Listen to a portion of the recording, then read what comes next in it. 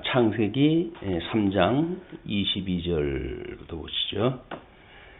여호와 하나님이 이르시되 보라, 이 사람이 선악을 아는 일에 우리 중 하나같이 되었으니 그가 그의 손을 들어 생명나무 열매도 따먹고 영생할까 하노라 하시고, 여호와 하나님이 에덴 동산에서 그를 내보내어 그의 근원이 된 땅을 갈게 하시니라. 이같이 하나님이 그 사람을 쫓아내시고 에덴 동산 동쪽의 그룹들과 두루 도는 불칼을 두어 생명나무의 길을 지키게 하시니라. 우리 오늘 타락된 인간에 대한 그런 그 내용입니다. 그 타락된 인간, 일단 죄관에 대한 그 개요 문제하고 타락된 인간의 특성 문제, 두 가지를 확인해서 해볼 거죠. 먼저 죄관에 대한 그 개요인데요. 이 죄의 문제입니다. 거기서 하나님의 주권 섭리냐라고 하는 질문을 다 하고, 그것에 대하여 죄의 필요성과 목적 또는 인간의 책임과 심판라고 하는 문제를 일단 제기를 갖다 하고, 그다음에 이제 하나님 허용 섭리라고 하는 주제로 해서 하나님의 허용 범위는 어디까지고 신의 협력의 관계가 과연 무엇이냐, 이렇게 문제 제기를 갖다 했고, 인간의 자유 행동이냐 라고 하는 문제에 있어서는 하나님의 전능성과는 그럼 어떤 문제가 있고, 선악과 설치 이유는 그럼 무엇이냐라고 하는 문제 제기를 일단 하게 되어진 거죠. 일단 죄의 문제가 하나님 주권 섭리라고 하는 이제 가설을 우리가 정당화하기 위해서는 그 하위 개념의 죄의 필요성과 목적이 설명이 되어야 되고, 인간의 책임과 심판에 대한 문제가 이게 설명이 되어야 되기 때문에 여기서 일단 죄의 문제를 그렇게 열어나가기 시작을 했어요. 자, 하나님의 주권 섭리가 아닌 것은 아무것도 없죠. 왜냐하면 하나님이 기뻐하시는 뜻이 하늘에서 이루어졌고, 이것이 이 땅에서 이루어지는 일이기 때문에 하나님의 절대 주권적 섭리가 계시되지 않는 부분은 아무것도 없다고는 일단 성경적 그 전제가 있기 때문에, 하나님의 주권 섭리라고 한다면, 그러면 하나님의 죄가 필요하기 때문에 만들어 놨냐? 아니면 그러면 죄의 그 목적은 뭔가? 죄를 그 하나님께서 우리들로 하여금 이 피조 세계에 두신 것은 무엇인가? 라고 하는 문제에 우리가 대답을 갖다 해야 되고, 또 하나는 인간의 그럼 책임과 심판은 무엇인가? 라고 하는 문제가 설명이 되어야 되거든요. 우리가 끊임없이 양변역이라고 하는 것이 아니게 되면 사실은 이 문제가 쉽게 설명되지 않습니다. 왜냐하면 창세기 1장 28절을 만약 무조건 언약, 이걸 3대 언약, 이걸로 만약에 생각을 하고, 그리고 성과 악을 알게 하는 과일나무 열매를 따먹지 말라라고는 행위 언약을 이 무조건 언약 뒤에다 두게 되어지게 되면 창세기 1장 28절의 무조건 언약이 그보다 뒤에 주어진 행위 언약으로 해가지고 무너지게 되어지거든요. 이거는 하나님의 주권적 섭리를 설명하는데 일단 구조상 문제가 있게 되어집니다. 과거에는 이제 행위 언약을 먼저 두고, 그리고 이제 은혜 언약을 나중에 두었단 말이에요. 이걸 이제 우리 원시복음이라고 하는 3장 15절, 이거를 창세기 3장 15절을 은혜 언약을 두어서 하나님께서 우리가 선악을 알게 하는 과일나무 열매를 따먹지 말아라, 따먹으면 죽는다. 그랬지만 은혜 언약을 주어가지고 이제 구원하기로 예정되어진 사람을 구원하다 한다라고 하는 구원사적 이 문제는 설명이 가능해요. 설명이 가능한데 이렇게 되어지게 되면 이 죄의 이 행위 언약에 따라 가지고 죄가 이제 죄를 짓게 되어지는데, 그러면 이 두 번째 질문처럼 하나님께서 죄를 허용하신 거냐라고는 허용론이 이제 설명이 되어져야 되든지 아니면 뭐 우리 자유주의 신학자들이 소위 이제 이야기하는 인간의 자유 행동이라고 하는 자유 의지에 대한 문제 이런 쪽으로 이 죄의 문제가 갈 수밖에 없기 때문에 이제 구속사에서 이야기했던 허용론 이걸 우리가 교의신학 실론을 공부할 때 이제 그 죄란 무엇인가 뭐 이런 그 내용을 충분히 확인했다 했습니다. 그래서 허용론의 그 한계 이런 것도 우리가 이야기를 했고 만약에 허용을 하신다고 한다면 하나님의 절대 주권과 위배되어지는 신학적 그런 그 모순관계를 우리가 설명했다 하고 그랬어요.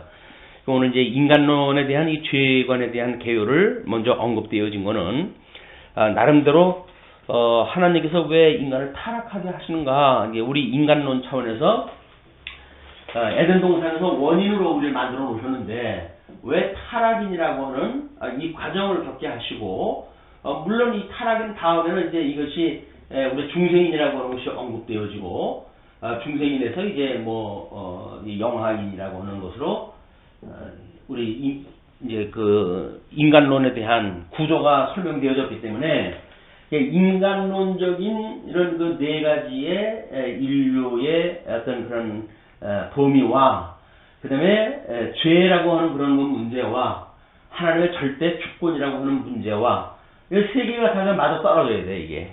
그런데 우리 과거에 허용론을 이야기했던 보수주의 신학에서의 구속사적 이런 죄의 문제는 허용론이라고 하는 걸로 주어가지고 하나님의 절대 주권과 이것이 모순을 일으키고 그리고 거기에 이제 하나님의 허용 범위는 그럼 어디까지냐 또 신인 협력의 관계 뭐 이런 것도 해가지고 이제 자유주의가 이야기했던 인간의 의지 문제가 여기 얼마가 허용된다고 한다면 나름대로 신인 협력의 관계가 주어질 수밖에 없고 구원받은 성도가 이제 하나님의 우리 은혜를 입어가지고 나름대로 협력 관계를 가지고 우리가 살아간다 라고 하는 걸로 설명이 되어져야 되기 때문에 하나님의 주권과 끊임없이 이제 부닥치게 되어진단 말이에요.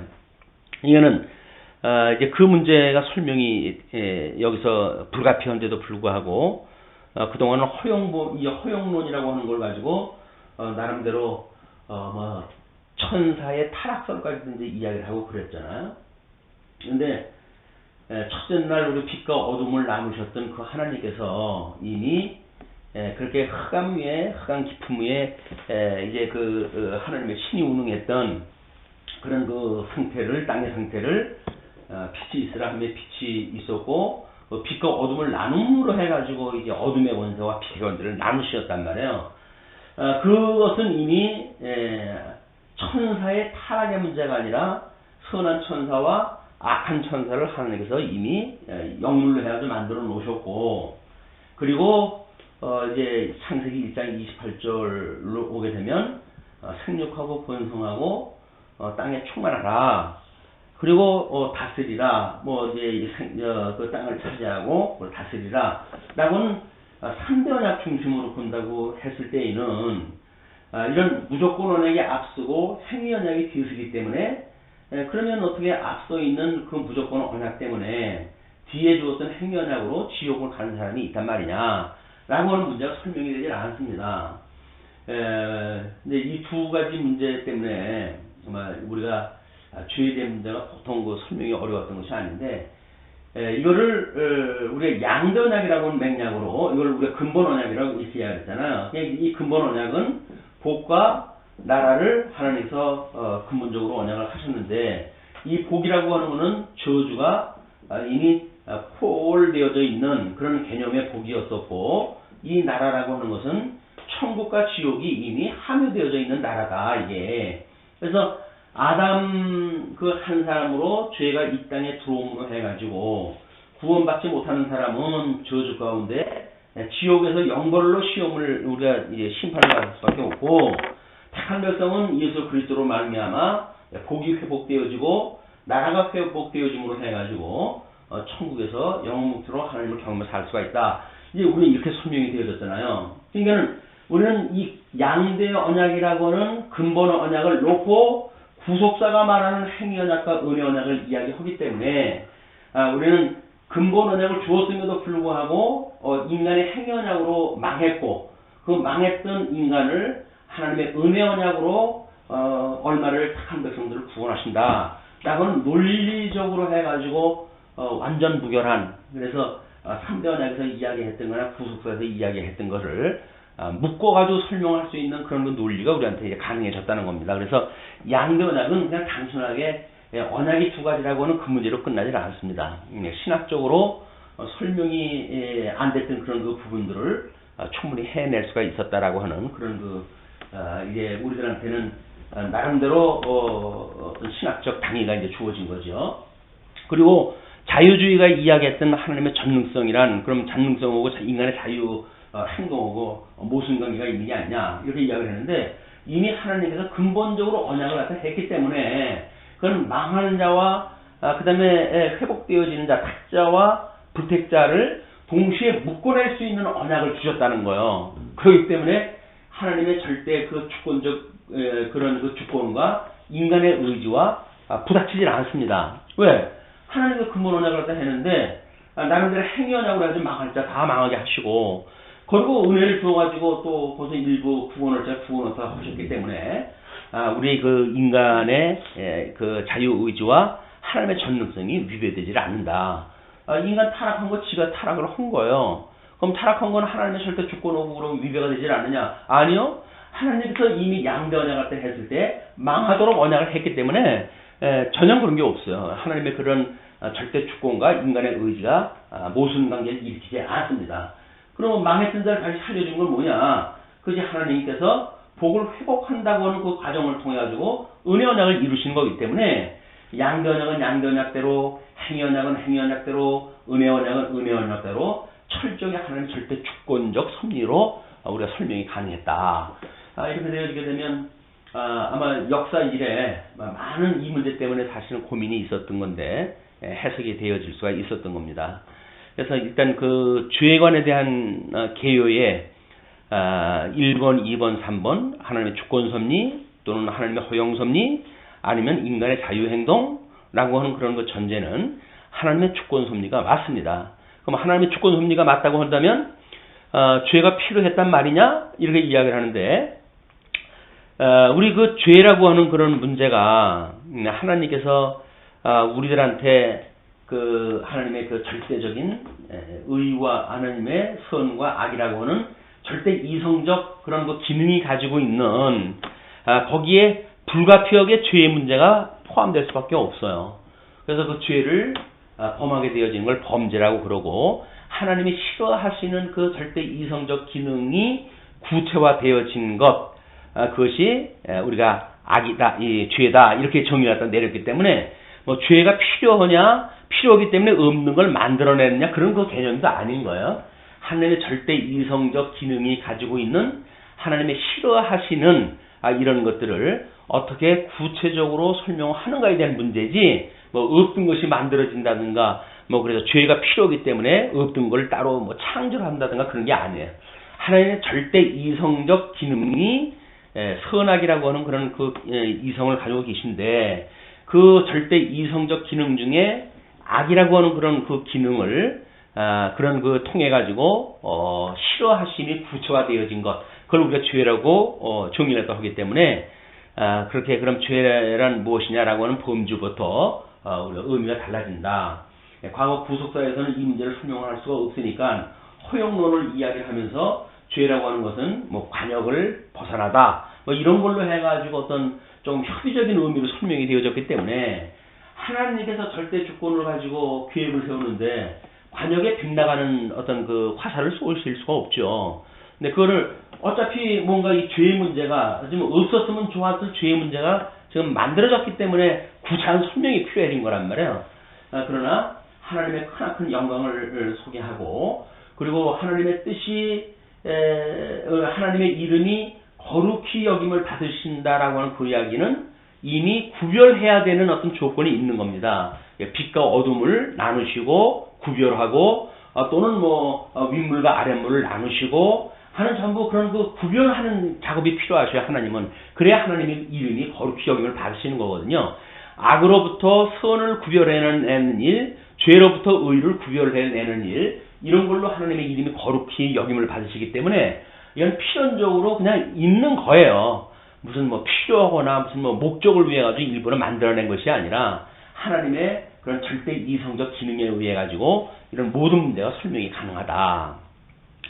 그러면 이제 인간의 책임과 심판은 하나님의 절대 주권이라고 한다면 왜 누구는 망하게 하고 누구는 흥에 온단 말이냐? 뭐 그런 그 이야기인데 사실 뭐 갈라디아서나 로마서에서도 끊임없이 그거에 대한 이야기를 하죠. 하나님이 하나는 망할 그릇, 뭐 천이 쓸 그릇, 뭐 귀하게 쓸 그릇, 하나님 마음대로 하는데 뭐 문제 있어? 라고 이야기하는데 너희들이 족할 거 없잖아. 사도 바울이 그렇게 이제 일가를 갖다 한단 말이에요. 근데 왜 하필 나냐? 뭐 이렇게 하는 자들에 대하여 네가 망할 자를 갖다 했으니까 그 망하게 한 것이 결국은 그것이 네 멸망의 빈거가 된 것이 아니냐. 그러니까 네가 원해가지고 가는 길인데 그걸 왜 하나님이 책임을 진다는 등 하나님한테 책임 운운하는 그런 문제를 갖다 거론을 하느냐라고 하기 때문에 그 문제도 우리 서신서에서는 문제가 다 제거가 되어진 거예요. 다만 출발점에 이걸 상큼하게 풀어내지 못했기 때문에 로마서라든지 갈라디아서에서 그 문제를 설명할 때 이제 꼬이고 뭐 때로는 행위 언약과 은혜 언약 그 이야기를 하면서 뭐라 그래요? 아브라함에 주어진 언약이 500년 뒤에 주어졌던 행위 언약에 의해 가지고 모세에게 줬던 언약이 그 500년이나 앞섰던 아브라함의 언약을 이것이 파할 수 있느냐? 이런 거 문제 제기를 했단 말이야. 왜냐면 이제 그 하나님께서 이 행위 언약보다는 뭔가 이 구원을 갖다 한다라고는 무조건적인 언약이 먼저 되어져 설명이 되어지는 이런 그 구조가 불가피한 거예요. 왜? 율법이라고 하는 그것으로 과연 우리가 구원을 받는다든지 멸망을 한다든지 하는 근본적인 것이 아니지 않느냐 그 이야기거든요. 맞아요. 근본적인 거 아니에요. 그래서 우리는 양전약을 이야기를 하기 때문에 이미 양전약은 주어졌고 거기에서 하나님께서 다 망하게 하시고 그리고 거기서 일부만 구원하다 하시기 때문에 이런 양전약이라고 하는 우리의 그 어떤 성경의 출발점 그 구조는 이런 신학적 난제에 아주 상당히 많은 부분들을 정리를 했다 할 수가 있다. 이런 그 중요한 의미가 있습니다. 자, 그러면 뭐 이제 죄의 문제는 아마 설명이 되어졌을 테고, 죄의 원인의 문제, 그 죄의 문제를 하나님의 작정이라고 하는 것부터 이제 풀어가죠. 그러면 하나님의 작정이라고 했을 때,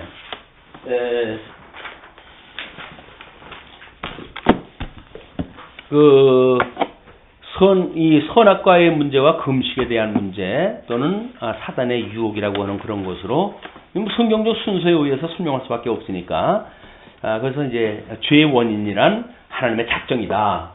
만약에 죄가 이 세상에 없을 수가 있었다면 창세전에 그리스도 안에서 선택과 유기의 예정이 가능할까요?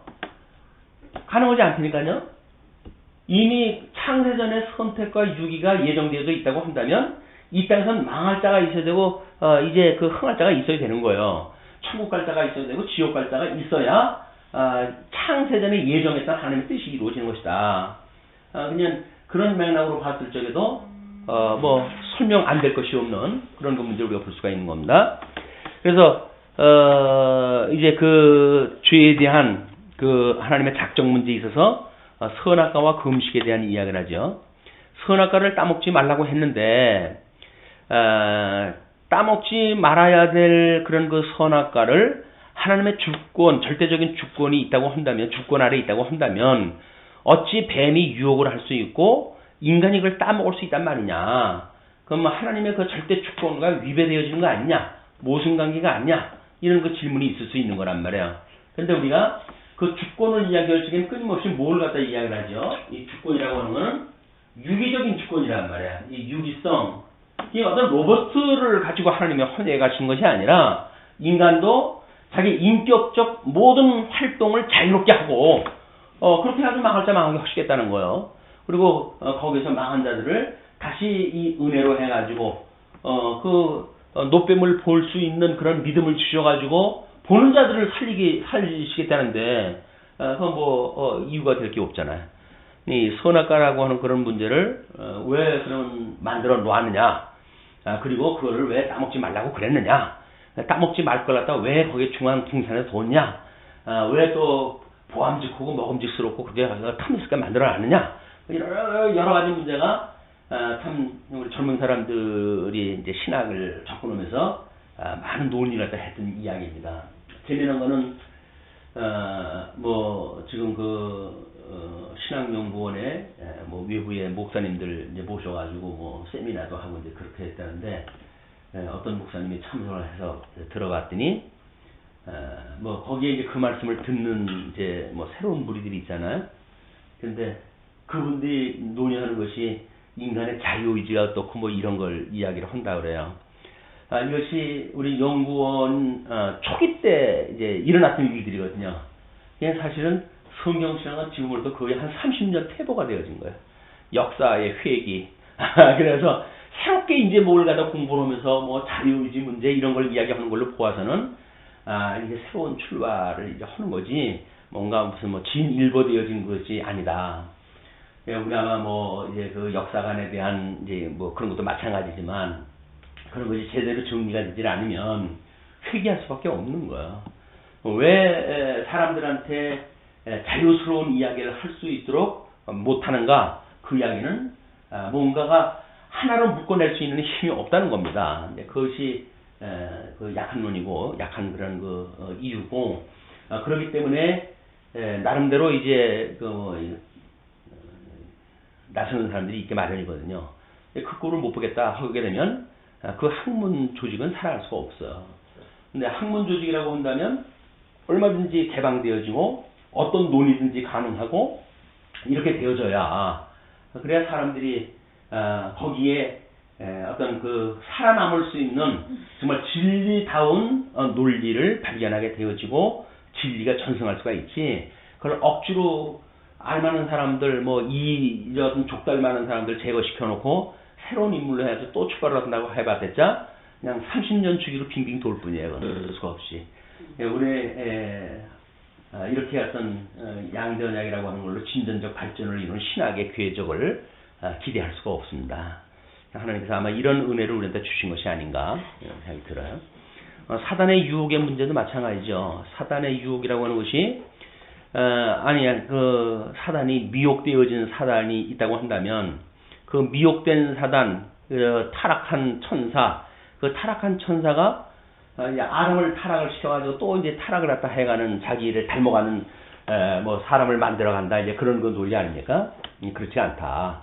이미 흑암의 세력을 나눠놨고 그래서 그 어둠의 권세는 예수 그리스도가 이 땅에 오셔가지고 복음을 증거할 때 하늘에부터 그 권세가 별이 떨어지는 권세를 보여주잖아요.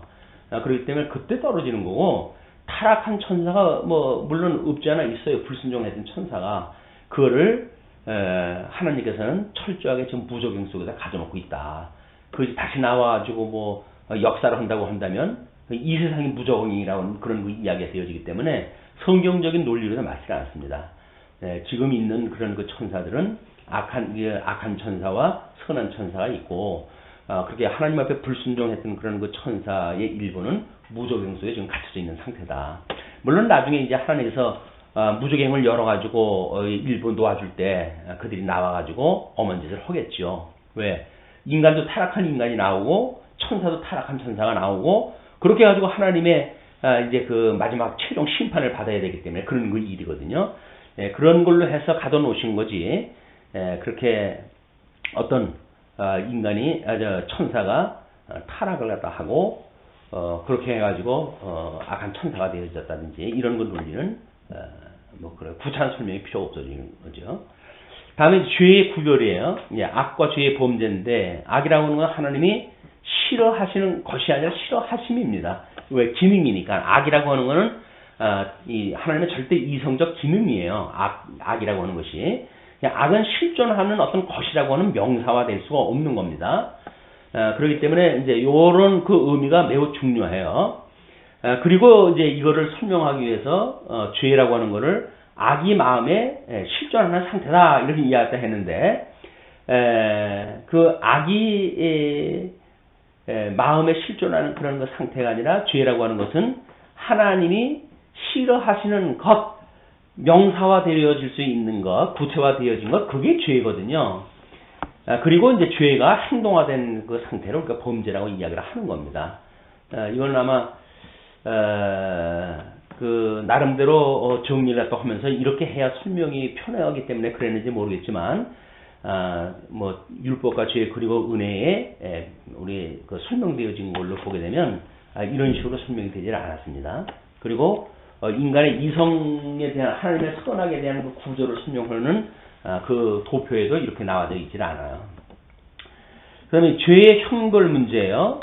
죄의 형벌은 영적 사망과 육체적 사망과 그다음에 영혼적 사망이 있다. 그래서 영적 사망은 우리 첫째 사망에 속해지는 건데 아담이 생명으로 되어졌던 아담이 영적으로 죽는 걸 이야기를 하고 그럼 이제 우리는 영적으로 타락한 아담으로부터 잉태되어지고 출생되어지기 때문에 이미 우리는 죄악 가운데서 사망 가운데서 잉태가 되어지고 사망 가운데서 출생되어진 거다. 그냥 영은 죽은 상태로 육체를 가지고 태어난 것이다. 이제 이렇게 설명이 되어지겠죠.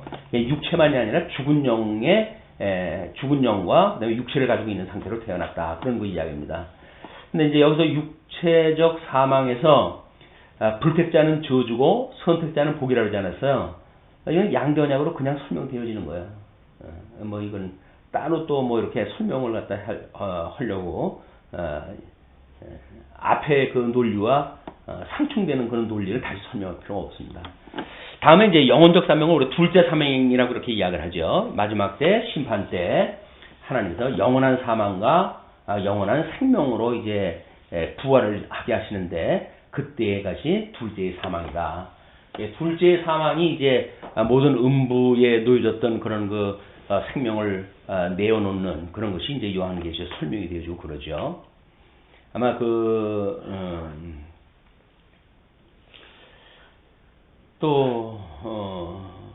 이제 죄의 형벌 문제가 그렇고 죄의 정가 문제입니다. 이 아담 타락에 인류가 동참을 갖다 한다. 이렇게 이야기를 했는데 아담 타락에 인류가 동참한다는 이야기는 그 영적 사망했던 아담으로 인해서 우리가 출생하고 거기서 이제 생육 번성하기 때문에 우리가 거기에 동참한다. 그런 그 의미죠. 그래서 우리가 죄 중에 잉태하고 죄 중에 출생됐다. 이제 시인도 그렇게 노래를 갖다 하는 겁니다. 아마 그 각주의 아마 설명이 로마서 5장 12절이라든지 히브리서의 7장 9절로 10절이라든지 아마 이런 거 구절을 통해 가지고 설명했던 것 이걸로 이야기를 하는데 우리식으로 설명이 되어지게 되면 뭐 성경 굳이 갖다 붙이지 않아도 논리적으로 설명이 가능합니다. 다음에 이제 그 아담 타락의 인류 책임 문제예요. 아담이 타락을 갖다 했는데 왜 우리가 이제 책임을 져야 되느냐 이제 그런 그 문제가 나오는 거죠. 근데 그거는 조상 탓이에요.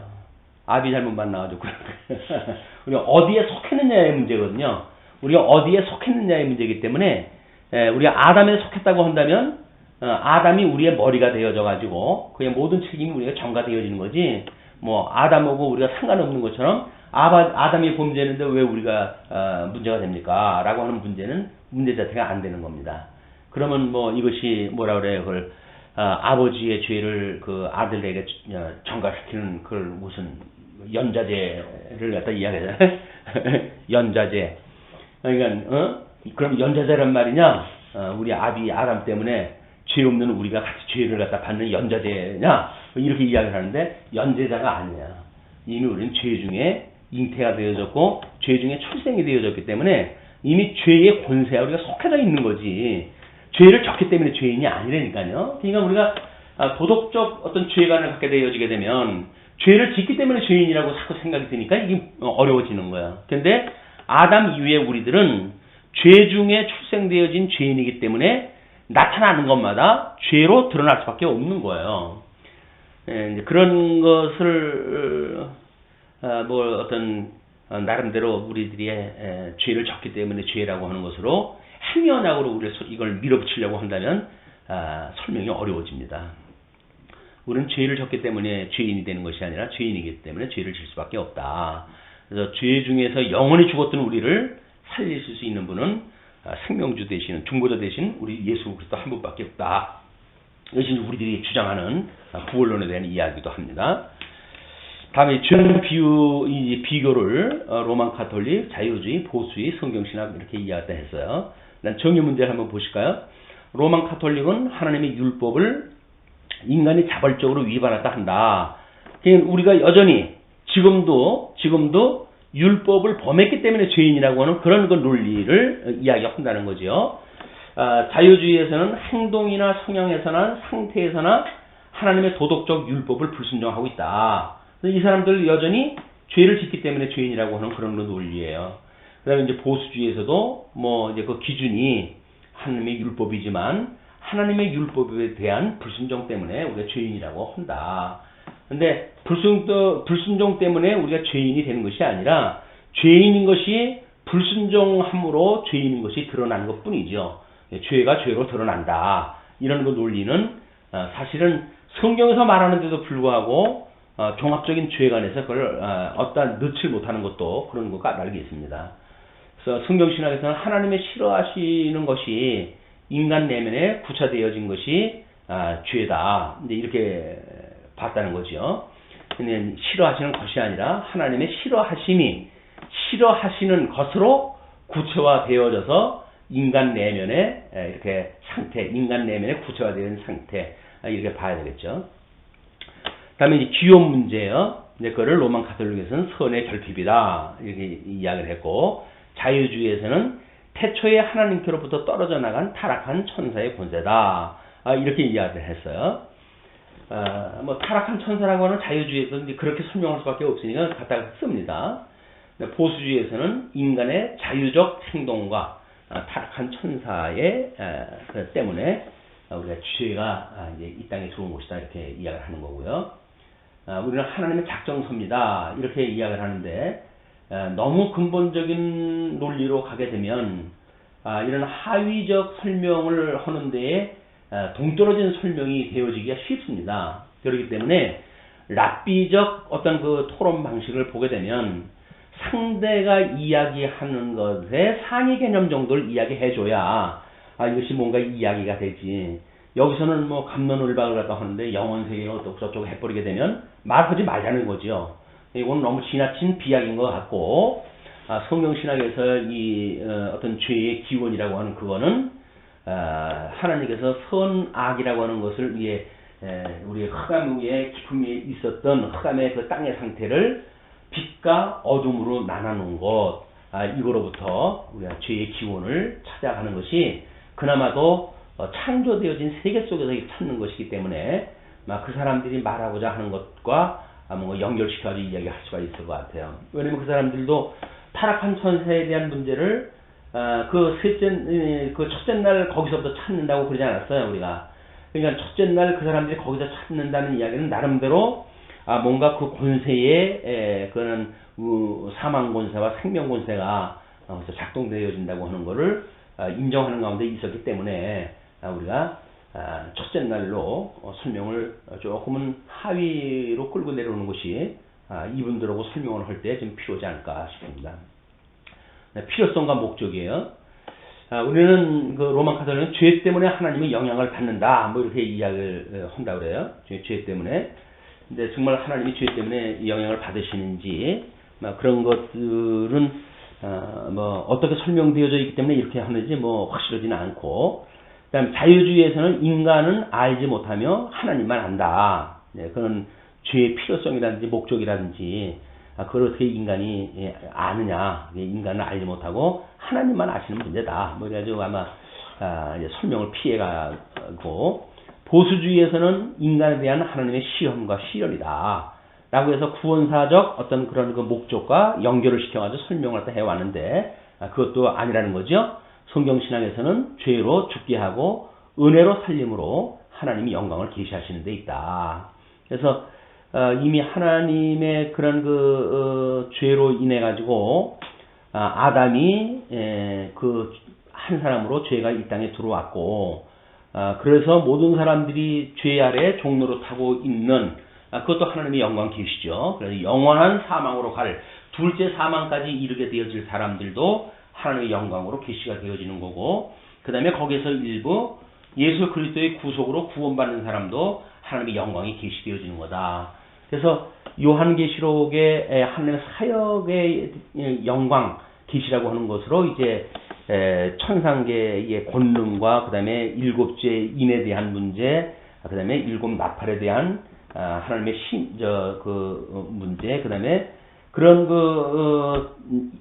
일곱 대접으로 인해 가지고 어떻게 심판하시는가까지도, 심판도 진노도 권능도 전부 하나님 사역의 권능이라고 하는 것으로 주제를 묶었어요. 그렇게 설명을 하게 되면 여기서 창세기로부터 시작되어지는 모든 것이 결론이 요한계시록에 자연스럽게 맺게 될 것이라고 보여집니다.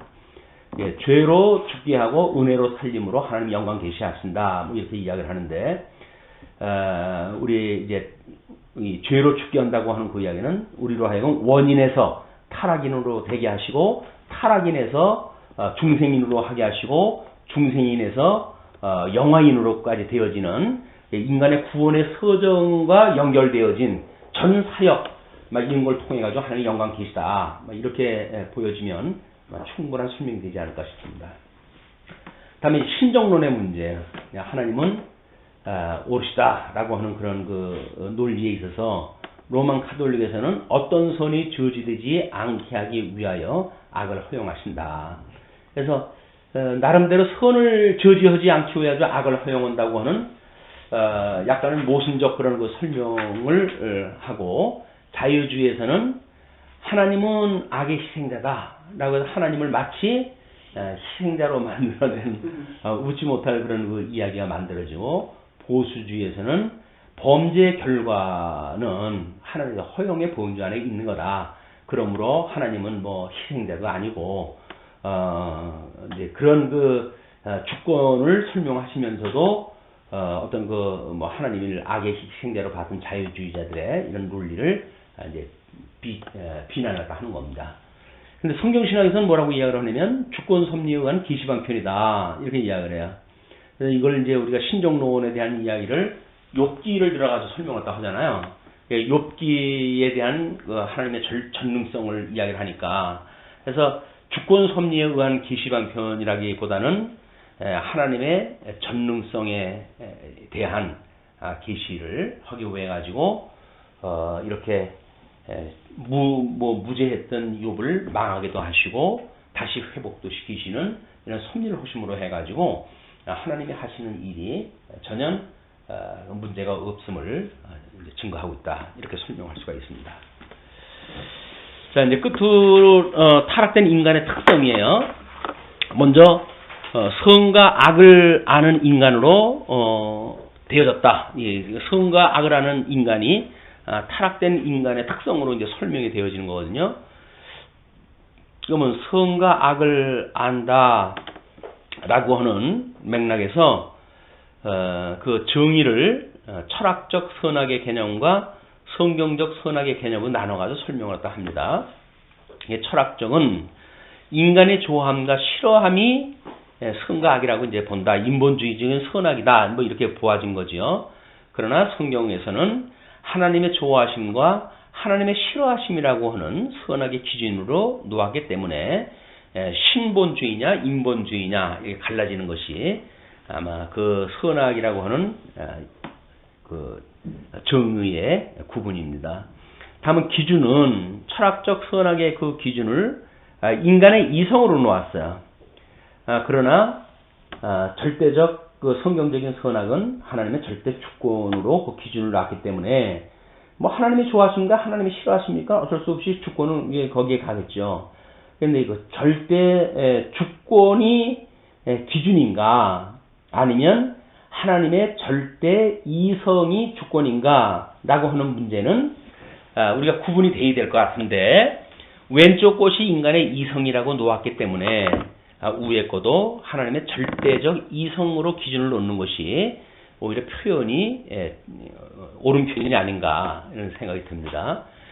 그 절대 이성을 가지고 계신 분이기 때문에 섭리하신다고 하면 절대적 주권, 그 절대 주권적 섭리를 하시겠죠. 그러나 이성이라고 하는 인간적 이성과 신적 이성을 우리가 구분한다고 한다면 그건 하나님의 절대 이성으로 놓아야 될 것 같습니다. 그다음에 성격은 인간의 선악은 철학적 선악은 가변한다. 시대나 환경이나 상황을 따라서 그렇다. 그러나 우리 성경적인 선악의 개념은 우리 하나님의 절대 이성을 기반으로 한 기준으로 갖다 두고 있기 때문에 그는 영원은 불변한 불변성을 가지고 있다. 이렇게 보아지는 겁니다. 그 다음에 이제 그러니까 이 하나님의 절대 불변하는 죄관을 가져야 뭐 이제 참 선조 시대 때 또는 열조 시대 때 또는 뭐 율법 시대 때 나눠질 때마다 동일한 설명이 가능한 거예요. 그걸 율법 이전에 뭐 죄를 설명할 적엔 또 다르게 설명을 하고 율법 이후에 설명을 할 적엔 또 다른 방식으로 설명하고 하는 그 이야기는 이런 영원 불변하다고 하는 것을 확증해 줄 수 있는 어떤 근거가 없기 때문에 자꾸 성경의 사역상 그 섭리를 달리할 때마다 설명하게 되어지는 어려움이 있다. 다음에 이제 용도 문제입니다. 선악을 아는 인간의 용도, 그거를 철학적 선악에 대한 거는 범죄의 기초로 놓고 보는 거예요. 이제 우리는 섭리의 기초로 놓고 본다. 그러면 하나님의 이성적 기능은 하나님의 사역을 해가시는 그런 범주에 속하기 때문에 아마 섭리의 기초로 놓는다. 뭐 이런 정당한 설명인 것 같고요. 결과는 이 철학적 선악으로 해서는 지엽적인 악을 우리가 이제 짓게 되어진다. 뭐 이렇게 이야기를 하고, 그리고 성경적인 선악의 결과는 궁극적 선이다. 이렇게 이야기하는데 이거는 조금 모순이 있어요.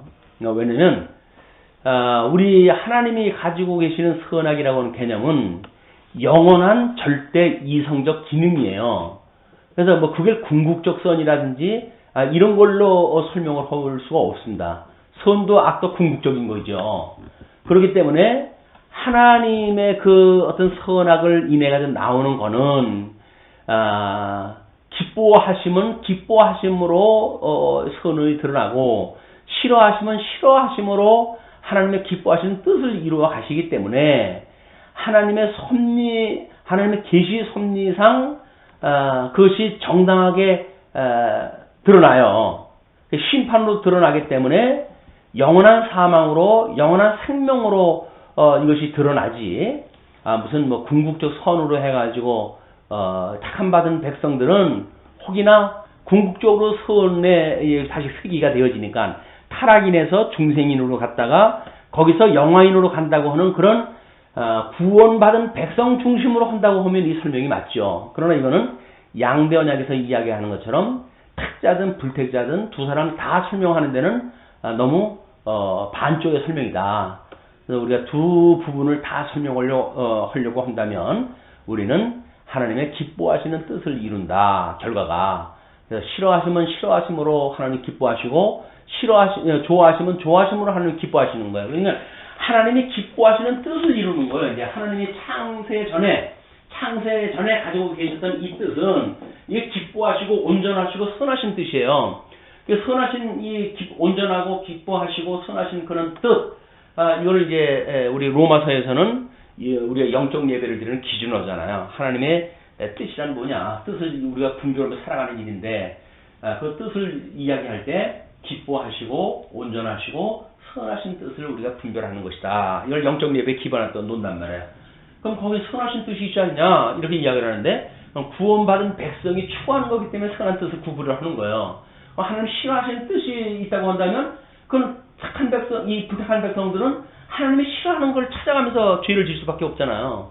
그건 불택한 백성들은 어쩔 수 없이 하나님의 기뻐하시는 뜻을 추구하는 것이 아니라 지네들 좋아하는 뜻을 추구한다. 그리고 우리처럼 온전하시고 선하신 뜻을 추구하는 것이 아니라 지네들은 악한 데 빠져가지고 악을 추구하며 살아가는 것이 인생이다.